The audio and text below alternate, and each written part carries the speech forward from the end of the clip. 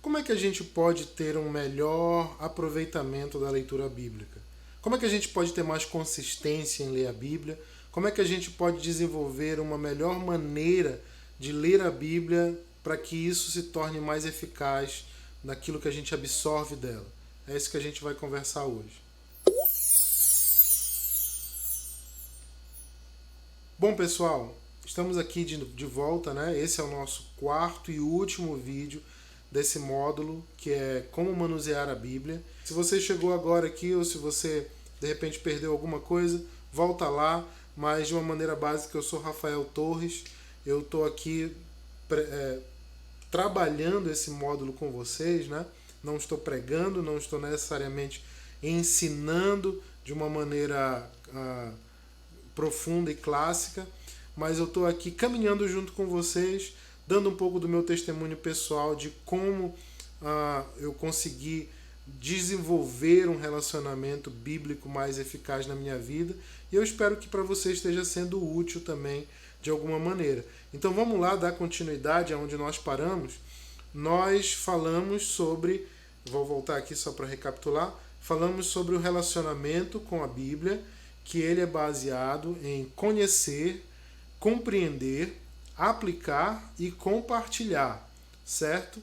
Então nós precisamos desses 4 elementos para desenvolver um adequado e eficaz relacionamento com os textos bíblicos.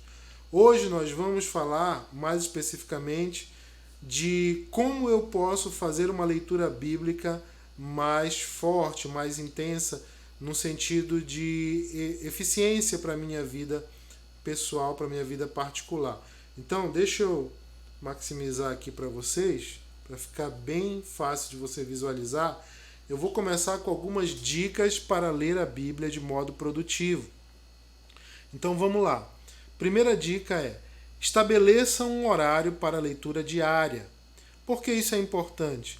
Porque isso evita que você tenha contratempos e outras situações urgentes que se apresentam, que vão tirando a sua oportunidade de ler a Bíblia. Quando você vê, chegou no final do dia e você diz: poxa, fui deixando para depois, acabou não dando para ler a Bíblia hoje. Não, estabeleça um horário.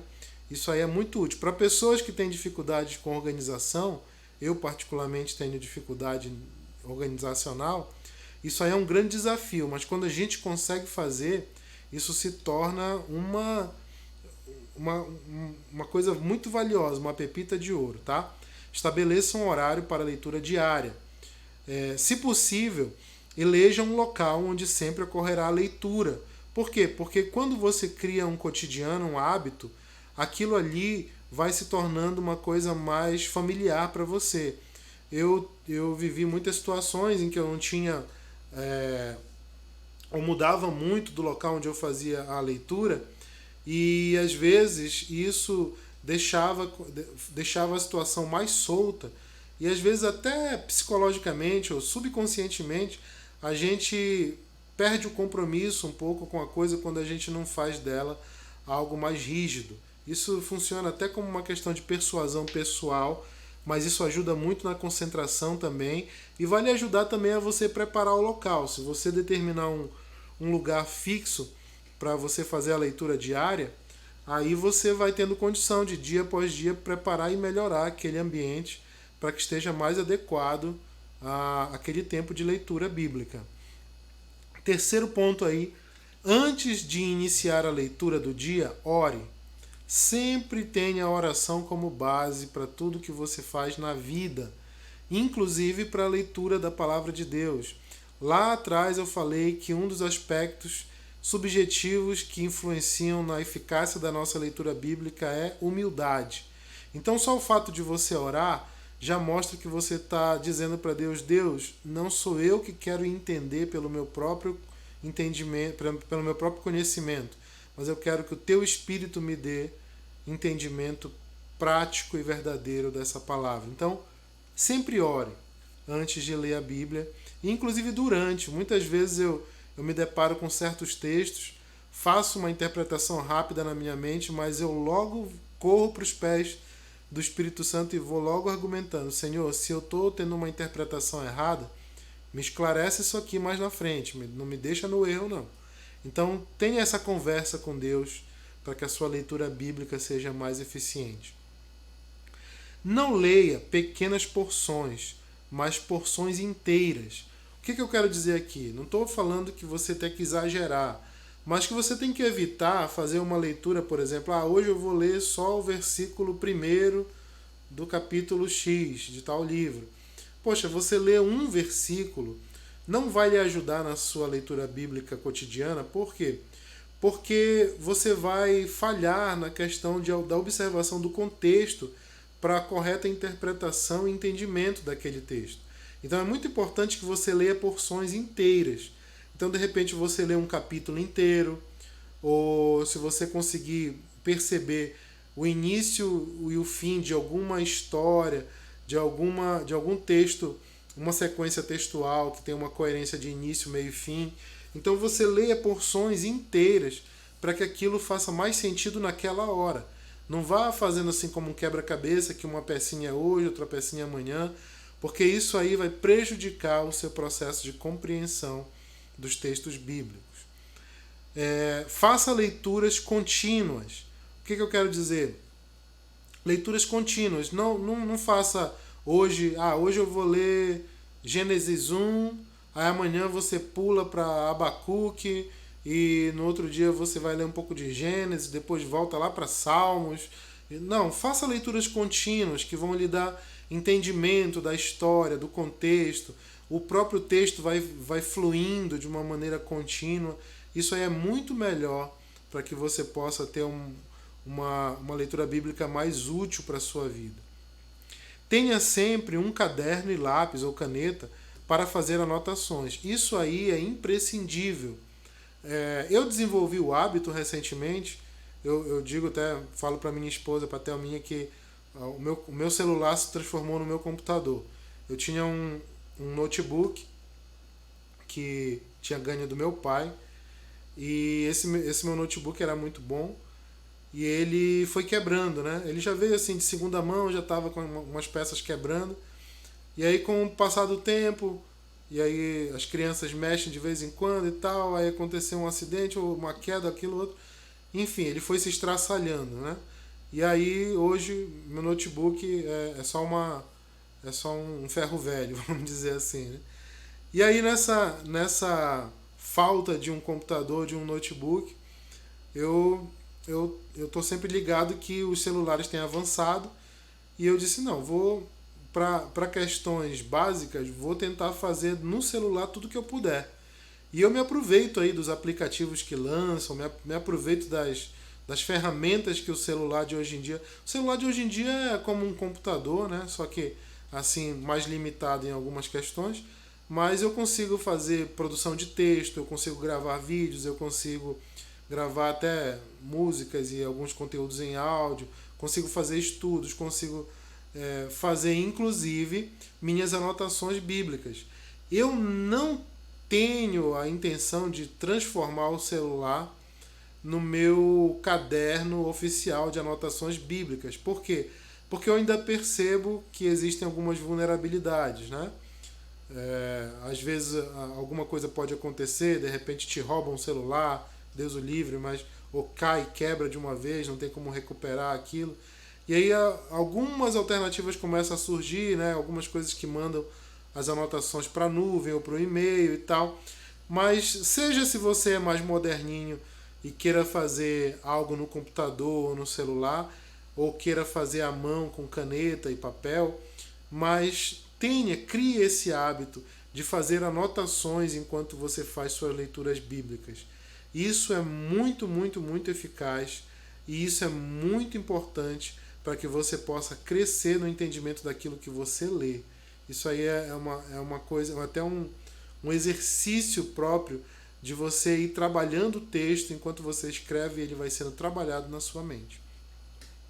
Próximo ponto que está aqui para a gente é: anote suas impressões sobre o texto lido. O que eu quero dizer? Que você deve, ainda que você desconfie que aquela sua primeira impressão ela talvez não possa estar muito acurada, muito correta, você esteja inseguro, eu estou entendendo, será que é isso que esse texto quer dizer? Então aí eu estou lhe aconselhando a você anotar, mesmo que você esteja inseguro. Eu costumo fazer assim, eu coloco a anotação lá, por exemplo, li o salmo tal, e aí eu coloco, entendi que o salmista está dizendo tal coisa. Como eu não tenho certeza, eu coloco entre parênteses uma interrogação. Eu já sei que esse é o meu código para mim mesmo, de que isso é uma dúvida que me surgiu. Eu tive essa impressão, mas eu não tenho a certeza. E aí vai ficar como uma anotação útil para depois eu buscar, ou na hora ou depois, buscar um conhecimento, pesquisar melhor a respeito daquele texto.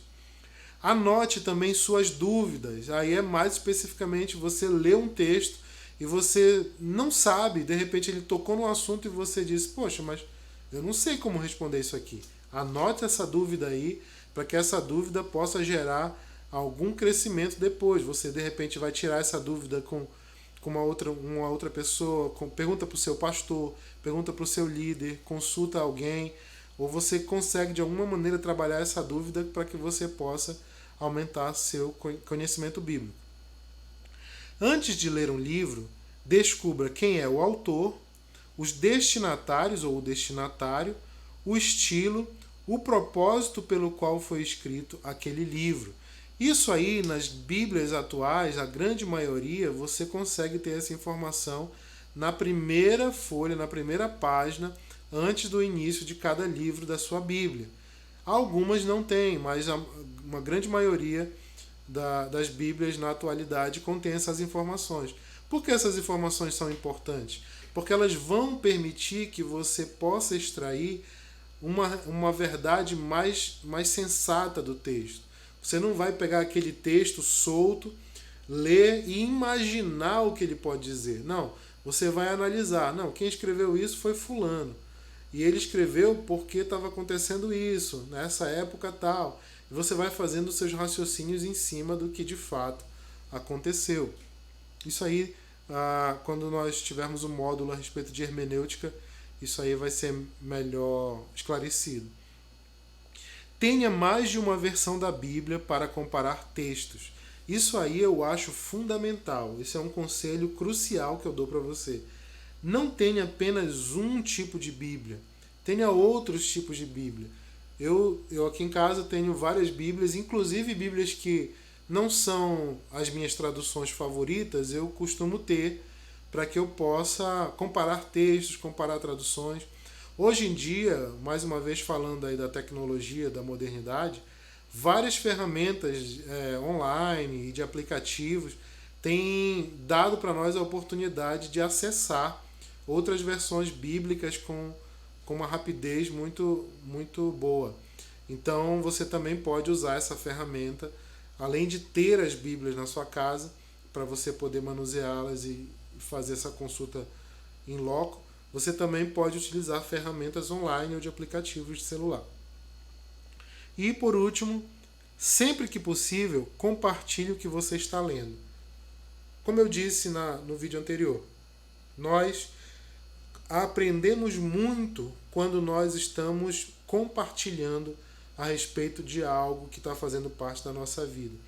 Então, veja bem, se você está lendo a respeito de um texto, eu quero incentivar que você trabalhe isso com outras pessoas.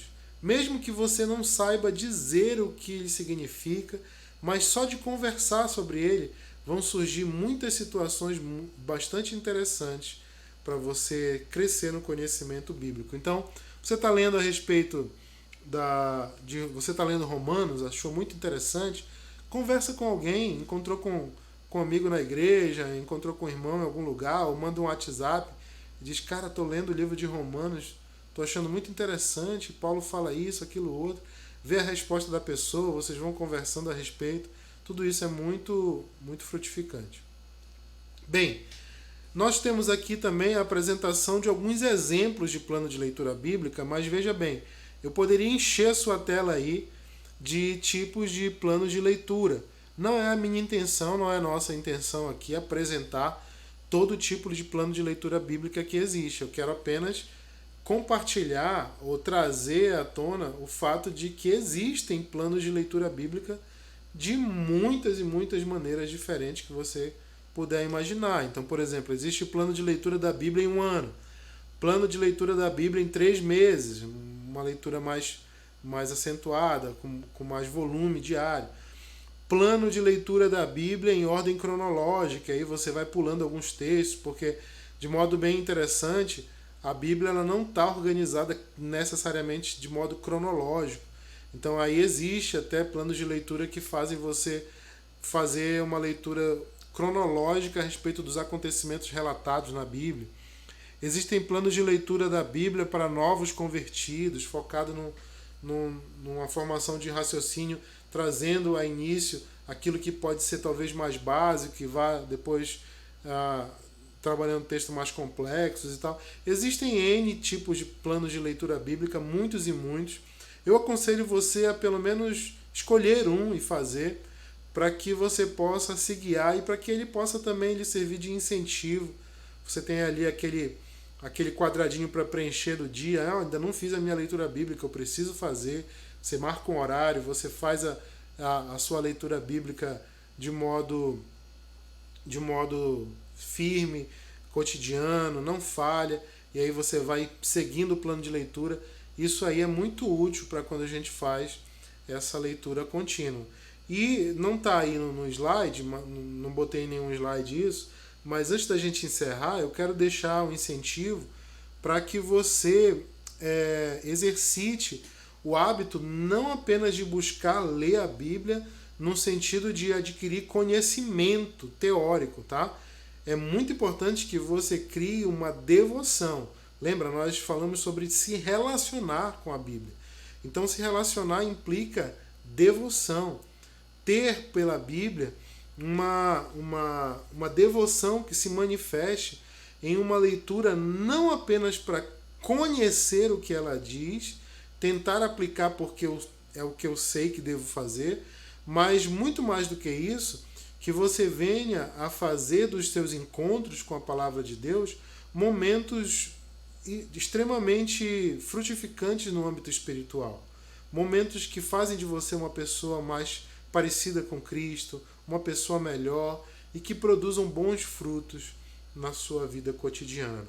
Certo? Então, faça uma leitura talvez de conhecimento teórico, mas não deixe de fazer diariamente sua leitura devocional.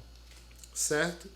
Bem, nós temos aqui algumas ferramentas que nós podemos utilizar para acompanhar a nossa leitura bíblica. Essas ferramentas ajudam bastante, contanto que você não se torne, eu digo assim, escravo, né? Não vamos virar escravos delas, mas elas podem ser muito úteis se nós as utilizarmos de uma maneira correta. Então nós temos comentários bíblicos.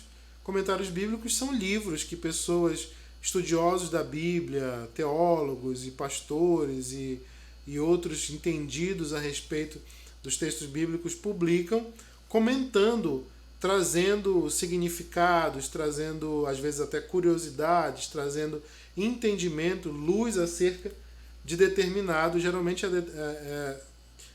conforme cada livro bíblico. Então você vai numa livraria e você encontra ali o comentário bíblico a respeito do Evangelho de João, comentário bíblico a respeito do livro de Isaías, comentário bíblico a respeito de Gênesis, comentário bíblico de Salmos e assim sucessivamente. Comentários são muito, muito úteis. Não se torne escravo deles, faça a sua própria leitura também.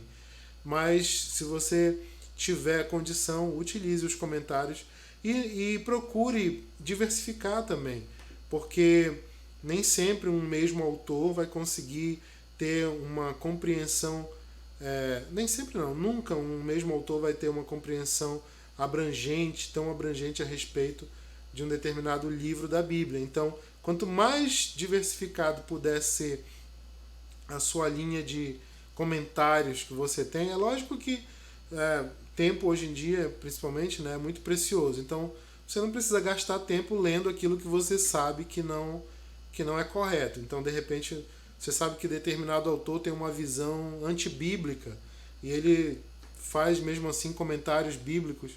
Então, eu não lhe aconselho que você perca seu tempo nesse sentido, a não ser que você tenha algum propósito real com isso. Mas com relação a bons comentários, bons comentaristas, tente usufruir ao máximo da gama vasta que nós temos hoje em dia. Também existem panoramas bíblicos. Panoramas bíblicos vão lhe dar entendimentos completos a respeito, por exemplo, panorama do Novo Testamento, panorama do Antigo Testamento, vai lhe dar uma contextualização ampla ou de algum texto bíblico, ou de algum livro bíblico específico, e isso aí também você pode encontrar nas livrarias evangélicas ou religiosas, enfim. Temos as introduções, que seriam espécies de manuais básicos para determinado assunto, ou determinado livro, ou até da Bíblia como um todo. Então são alguns livros que são feitos para que você tenha aquele conhecimento inicial a respeito do Novo Testamento, ou do Antigo Testamento, ou de algum livro específico da Bíblia. E temos as Bíblias de estudo, que são hoje em dia muito fáceis de encontrar. Eu aconselho que você tenha Bíblias de estudo, é muito legal, porque você tem ali à mão. Algumas são mais simples. Essa minha, por exemplo, que eu estou usando aqui é uma Bíblia, eu não sei se ela pode ser chamada de Bíblia de estudo, ela tem um ou outro comentáriozinho aqui embaixo, muito tímidos, não é muito, talvez ela não seja reconhecida como uma Bíblia de estudo, mas eu tenho outras Bíblias de estudo que possuem bastante ferramentas para que a gente possa usar enquanto a gente está desenvolvendo a nossa leitura no texto bíblico. E existem outras ferramentas também, como eu citei a questão da tecnologia, existem alguns sites como Bible Hub, é um site que ainda, se eu não me engano, ainda não tem versão em português, mas se você tem facilidade em inglês, você pode utilizar esse texto, ele joga para você um número infinito de ferramentas praticamente, para que você possa ler o texto bíblico, destrinchar, encontrar comentário, encontrar o texto original no grego, no hebraico. Você pode fazer muita coisa ali legal. Existem sites e aplicativos que trazem várias versões da Bíblia, então é rápido para você comparar.